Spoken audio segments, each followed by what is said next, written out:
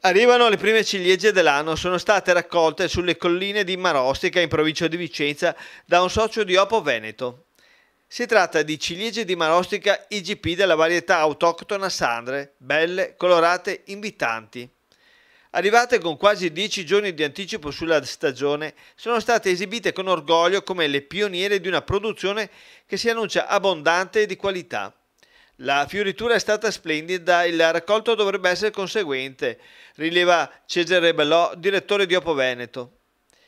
Mentre sarà scarsa la produzione delle tardive, in particolare delle durone, la cui fioritura ha coinciso con i giorni di freddo e di pioggia che le hanno danneggiate. La raccolta delle precoci è stata subito frenata dalle piogge, ma sta per ripartire alla grande. Il 20 maggio è in programma la loro festa a Pianezze, la prima di una serie di mostre, di concorsi e di manifestazioni popolari che sono dedicate alla rossa primizia di primavera.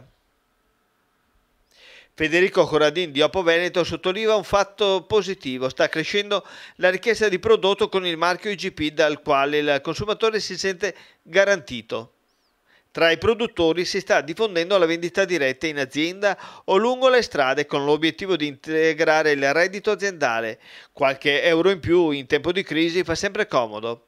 La produzione di ciliegie sulle colline di Marostica si aggira sui 7 quintali, 1000 dei quali sono a marchio IGP, il marchio che indica l'origine geografica protetta.